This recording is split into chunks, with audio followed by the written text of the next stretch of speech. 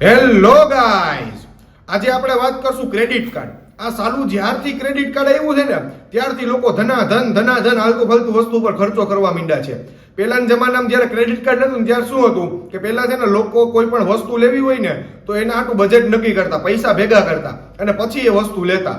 પેલા લોકો વિચારતા કે આ વસ્તુ વગર ચાલશે, જો ચાલતું હોય ને તો એ વસ્તુ પર ખર્ચો ના કરતા. પરંતુ આ જ્યારથી ક્રેડિટ કાર્ડ આવ્યું ને ત્યારથી બસ આપણે ગમે તે વસ્તુ આલતું ફાલતું વસ્તુમાં આપણે ક્રેડિટ કાર્ડ સ્વાઇપ કરીને એ વસ્તુ પરચેસ કરી લઈએ. આપણે વિચારતા નથી કે એ વસ્તુને મને ઉપયોગી છે કે નથી.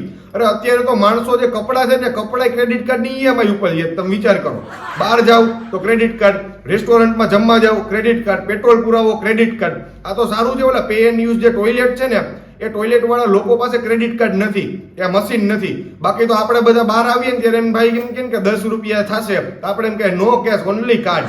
અરે ભાઈ ઉભા રહી જાવ. ઇન્ડિયામાં 10,48,68,000 લોકો ક્રેડિટ કાર્ડ વાપરે છે, એટલા યુઝર્સ છે. પરંતુ એમાંથી મોસ્ટ ઓફ લોકોને ક્રેડિટ કાર્ડનો સાચો ઉપયોગ કરતા જ નથી આવડતું. લોકોને એવું જ છે કે અત્યારે આપણે ક્રેડિટ કાર્ડ સ્વાઇપ કરી દેવાનું અને 30 દિવસ પછી આપણે એનું પેમેન્ટ કરી દેવાનું. બેંક 30 દિવસ આપણને મફત રૂપિયા વાપરવા આપે. પરંતુ એવું હોતું નથી. આપણે ક્રેડિટ કાર્ડ જ્યારે યુઝ કરીએ છીએ ત્યારે આપણે ઘણી બધી ભૂલ કરીએ છીએ અને એ ભૂલના કારણે આપણને પછી ભવિષ્યમાં પછતાવો થાય છે. તો આજના વિડીયોમાં હું તમને એ જણાવીશ કે એ ભૂલ છે કઈ, જેથી તમે ક્રેડિટ કાર્ડ યુઝ કરો છો તો આ ભૂલને ના કરતા, જેથી તમારે ભવિષ્યમાં પછતાવાનો વારો ના આવે. અને એની પહેલા ચેનલને સબસ્ક્રાઇબ કરવાનું ભૂલતા નહીં, કારણ કે એ બટન સાવ ટેક્સ ફ્રી છે, એના ઉપર ઇન્ટરેસ્ટ લાગતો નથી. જેમ ક્રેડિટ કાર્ડ સ્વાઇપ કરો છો એ જ રીતે ધનાધન સબસ્ક્રાઇબનું બટન દબાવી દો. સૌપ્રથમ ક્રેડિટ કાર્ડ માટે એપ્લાય કરો છો ને ત્યારે જે આપણે ભૂલ કરીએ છીએ ને એ ભૂલ છે એન્યુઅલ ફીસ. હવે તમને બધાને થતું હશે આ એન્યુઅલ ફીસ, તમે જોયું હશે, તમને ઘણીવાર બેંકમાંથી ફોન આવતા હશે. પેટ્રોલ પુરાવશો તો પેટ્રોલ પંપ ઉપર મોલમાં જશો તો ત્યાં તમને છે ને બેંકના જે માણસો હોય ને એ કહેતા હશે કે તમે અમારી બેંકનું ક્રેડિટ કાર્ડ લઈ લ્યો, એના ઉપર life time credit card free છે, એક પણ પ્રકારની ફીસ હશે નહીં. ઘણી વખત તમે પેટ્રોલ પંપ ઉપર જાવ તો ત્યારે પણ તમને એ લોકો કહેતા હોય કે અમારી ક્રેડિટ કાર્ડ છે ને લઈ લ્યો, લાઈફ ટાઈમ ફ્રી છે. અને જ્યારે આપણે આ લાઈફ ટાઈમ ફ્રી શબ્દ સાંભળીએ, ફ્રી શબ્દ જેવો આપણા માઇન્ડમાં આવે એવો જ આપણો માઇન્ડ બોલે લે અને આપણે ક્રેડિટ કાર્ડના ફોર્મમાં સાઇન કરી અને ક્રેડિટ કાર્ડ માટે એપ્લાય કરી દઈએ. અને એ લોકો પણ ક્રેડિટ કાર્ડની જે ટર્મ્સ એન્ડ કન્ડિશન છે ને એ લોકો પણ નહીં કહે. અને એમાં જે ફોર્મમાં નીચે ટર્મ્સ એન્ડ કન્ડિશન લખી હશે ને, અને આપણે તો એ ટર્મ્સ એન્ડ કન્ડિશન વાંચવાની હોય નહીં. અને એ લોકો પણ એટલા જ સ્માર્ટ છે, ટર્મ્સ એન્ડ કન્ડિશન ને એવા ઝીણા અક્ષરે લખશે ને કે બે બિલોરી કાટ લઈને તમે જોવા જશો ને ત્યારે તમને માન ખબર પડશે કે આમાં લખ્યું જ શું. અને આપણે ટર્મ્સ એન્ડ કન્ડિશન જોયા વગર ક્રેડિટ કાર્ડમાં કરી દઈએ છીએ સાઇન. પરંતુ એ ટર્મ્સ એન્ડ કન્ડિશન શું હોય છે કે life time free credit card તમને ત્યારે જ મળે છે કે જ્યારે તમે એની લિમિટ જે છે એ લિમિટનો ઉપયોગ કરશો તો. એટલે કે 50,000ની જો લિમિટ હશે ક્રેડિટ કાર્ડની તો વર્ષે તમે 50,000નો ઉપયોગ કરશો ને તો જ તમને life time free credit card મળશે. એટલે કે એન્યુઅલ ફીસ લાગશે નહીં. પરંતુ તમારી જે લિમિટ છે એનાથી ઓછી લિમિટ તમે વાપરશો તો એના ઉપર એન્યુઅલ ફીસ લાગશે.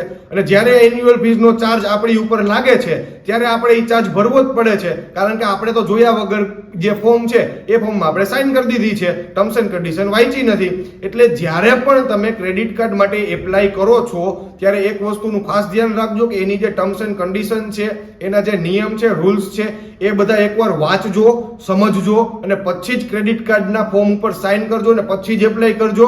બાકી તમને ભવિષ્યમાં પછતાવાનો વારો આવશે. ક્રેડિટ કાર્ડ તો આપણી પાસે આવી ગયું, પરંતુ ક્રેડિટ કાર્ડનો ઉપયોગ કરીએ ને ત્યારે આપણે જે સૌથી પહેલી ભૂલ કરીએ ને એ ભૂલ કરીએ છીએ આપણે ઈએમઆઈ. એટલે કે તમે કોઈ પણ વસ્તુને પરચેસ કરવા જાવ છો, ખરીદી કરવા જાવ છો ત્યારે તમને છે ને સેલ્સમેન એમ કહેતા હશે કે તમે આ વસ્તુની ખરીદી કરી લ્યો તો આના ઉપર હું તમને ઈઝી ઈએમઆઈ કરી દઈશ. તમે આ વસ્તુની ખરીદી કરી લ્યો તો આના ઉપર તમને નો કોસ્ટ ઈએમઆઈ નો ઓપ્શન છે.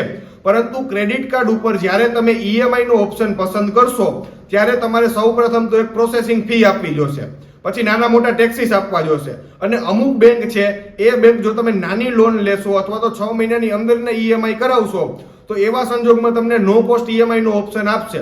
પરંતુ મોસ્ટ ઓફ બેંક તમને નો કોસ્ટ ઈએમઆઈ નો ઓપ્શન આપશે નહીં. ઈએમઆઈ ઉપર બેંક તમારી પાસેથી ઇન્ટરેસ્ટ રેટ વસૂલ કરશે. એટલે કે એ ઇન્ટરેસ્ટ રેટ હોય છે ને એ 11 થી 25% ને એનાથી પણ વધારે હોય છે. હવે તમે ખાલી વિચાર કરો કે તમે કોઈ પણ વસ્તુનું પરચેસ કર્યું છે, 50,000 રૂપિયાની વસ્તુ પરચેસ કરી છે ક્રેડિટ કાર્ડના ઈએમઆઈ ઉપર, અને એના ઉપર બેંક જો 15%નું ઇન્ટરેસ્ટ રેટ રહેશે એટલે કે વ્યાજ લેશે તો તમને વસ્તુ કેટલી મોંઘી પડશે. તમારે ખાલી ખોટું 15% વ્યાજ બેંકને તમારે ભરવું જોશે. એટલે જો તમે કોઈ વસ્તુને પરચેસ કરો છો, ખરીદી કરવી છે તમારે, તો એને તમારી પાસે એના રૂપિયા નથી, ઇનફ રૂપિયા નથી, તો તમે થોડોક ટાઈમ વેટ કરી લ્યો, એ રૂપિયા પહેલા બચાવો અને ત્યારબાદ એ વસ્તુની ખરીદી કરો. અને જો તમારે એ વસ્તુ લેવી જ છે, એના વગર ચાલે એમ નથી, તો તમે ઈએમઆઈ સિવાયના જે બીજા પેમેન્ટ મેથડ ઓપ્શન છે એ તમે પહેલા જોવો. અને જો તમારી પાસે કોઈ પણ રસ્તો નથી ત્યારે જ તમે ઈએમઆઈ નો ઓપ્શન પસંદ કરો. ત્યાં સુધી ઈએમઆઈ નો ઓપ્શન પસંદ ના કરતા. ઈએમઆઈ નો ઓપ્શન આપણા માટે સેફ છે નહીં. તમે લાઈફ ટાઈમ એનું વ્યાજ ભરીને મરી જશો ને તો પણ એ વસ્તુ ખૂટશે નહીં. એટલે કે ઈએમઆઈ નો ઓપ્શન પસંદ કરતા પહેલા એકવાર જરૂરથી ધ્યાન રાખજો. હવે આપણે બધાય ક્રેડિટ કાર્ડ તો યુઝ કરી લીધું, પછી જ્યારે ક્રેડિટ કાર્ડના પેમેન્ટની તારીખ આવશે ત્યારે આપણને બે વસ્તુ પૂછશે. એક તો ફૂલ પેમેન્ટ પૂછશે અને એક મિનિમમ ડીયુ પૂછશે. હવે ફૂલ પેમેન્ટનો મતલબ તો આપણે બધા સમજી જ ગયા કે ભાઈ આપણો જેટલો હપ્તો છે ફૂલે ફૂલ ભરી દેવાનો.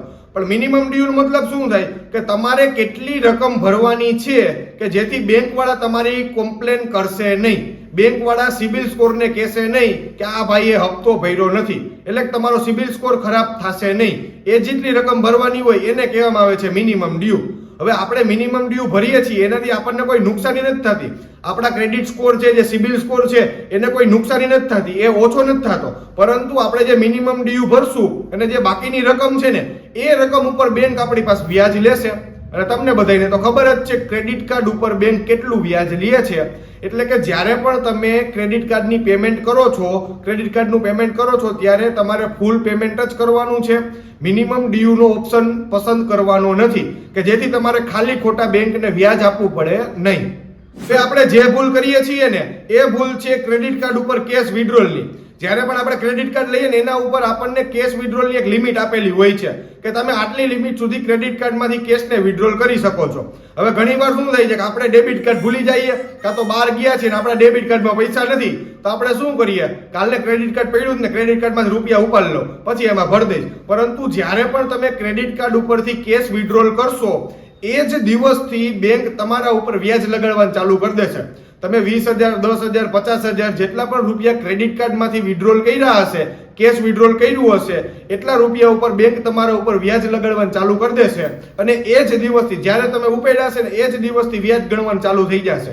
એટલે જ્યારે પણ તમે કોઈ મુસીબતમાં છો, જ્યારે પણ તમારી પાસે કોઈ બીજો રસ્તો હોતો જ નથી, તમે સાવ સલવાઈ ગયા છો, ત્યારે જ તમે ક્રેડિટ કાર્ડ ઉપર કેશને વિડ્રોલ કરો. અન્યથા ક્રેડિટ કાર્ડમાં કેશને વિડ્રોલ કરવાનો હોય નહીં. અને તમને બધાને ખબર જ છે કે બેંક વાળા જે છે ક્રેડિટ કાર્ડ ઉપર કેટલું વ્યાજ લગાડે, અને વિડ્રોલ ઉપર તો 6 થી 7% આપણને વ્યાજ ભરવું પડે છે. એટલે કે જો તમે ભૂલ ચૂકથી પણ ક્રેડિટ કાર્ડમાંથી કેશને વિડ્રોલ કરશો ને એટલે તમારે 6 થી 7% વ્યાજ મફતનું બેંકને આપવું જોશે. એટલે ક્યારે પણ ક્રેડિટ કાર્ડ ઉપર કેશ વિડ્રોલ કરવાની ભૂલ કરતા નહીં. હવે ક્રેડિટ કાર્ડ યુઝ કરતી વખતે આપણે જે ભૂલ કરીએ છીએ એ ભૂલ છે ક્રેડિટ યુટિલાઇઝેશન રેશિયો આપણે જોતા નથી. હવે તમને બધાને થતું હશે આ રેશિયો શું, અડધાએ તો આ રેશિયોને પહેલી વાર નામ સાંભળ્યું હશે. ક્રેડિટ યુટિલાઇઝેશન રેશિયો કરીને એક રેશિયો આવે છે, આ રેશિયોની ખબર જ નહીં હોય. પરંતુ ક્રેડિટ યુટિલાઇઝેશન રેશિયો એટલે કે તમને ક્રેડિટ કાર્ડ ઉપર જેટલી લિમિટ મળેલી છે એ લિમિટની સામે તમે હર મહિને કેટલા રૂપિયાનો હપ્તો ભરો છો એ જે રેશિયો કાઢવામાં આવે છે એ રેશિયોને કહેવામાં આવે છે ક્રેડિટ યુટિલાઇઝેશન રેશિયો. અને એ રેશિયો 28 થી 30% ની નીચે હોવો જોઈએ, એનાથી ઉપર હોવો જોઈએ નહીં. હવે તમને ઉદાહરણ આપીને સમજાવીશ કે જેથી તમારો આખો કોન્સેપ્ટ ક્લિયર થઈ જશે. હવે સપોઝ કે માનો કે એક્ઝામ્પલ તરીકે તમને ક્રેડિટ કાર્ડમાં તમારી પાસે 5 લાખ રૂપિયાની લિમિટ છે અને તમે એની સામે 1,50,000 રૂપિયા હર મહિને હપ્તો ભરો છો. એટલે તમારો જે ક્રેડિટ યુટિલાઇઝેશન રેશિયો છે એ રેશિયો થઈ જશે 30%નો.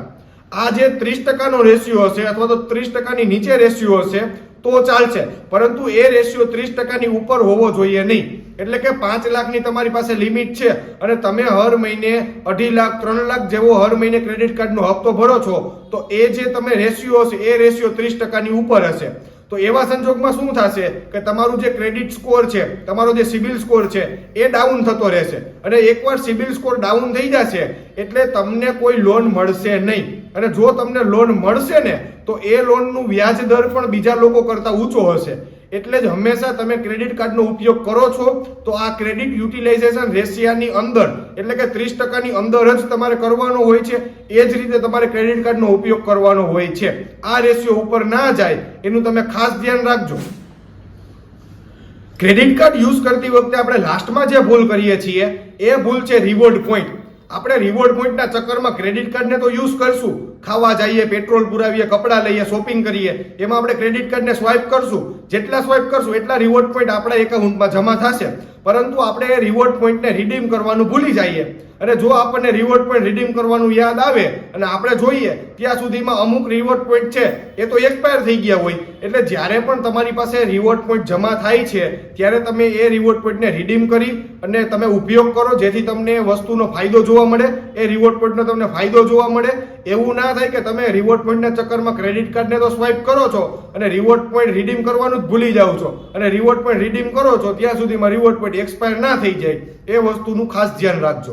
હું આશા રાખું છું કે તમને આ વિડીયોના માધ્યમથી સમજાઈ જ ગયું હશે કે ક્રેડિટ કાર્ડનો યુઝ કરતી વખતે આપણે કઈ ભૂલ ના કરવી જોઈએ કે જેથી આપણને ભવિષ્યમાં પછતાવો ના થાય. જો તમને આ વિડીયો ગમ્યો હોય તો વિડીયોને લાઈક કરી દો અને આ વિડીયોને શેર કરી દો તમારા મિત્રને, સગા સંબંધીને, જે લોકો ક્રેડિટ કાર્ડ વાપરતી વખતે આ બધી ભૂલ કરે છે, કે જેથી એ લોકો પણ આ ભૂલને સમજી શકે અને ભવિષ્યમાં ભૂલ ના કરે, જેથી એને પણ પછતાવો ના થાય. અને ચેનલને સબસ્ક્રાઇબ કરવાનું ભૂલતા નહીં, કારણ કે સબસ્ક્રાઇબ બટન જે છે ને એ એકદમ વ્યાજ વગરનું છે, એના ઉપર કોઈ પણ પ્રકારનું વ્યાજ લાગતું નથી.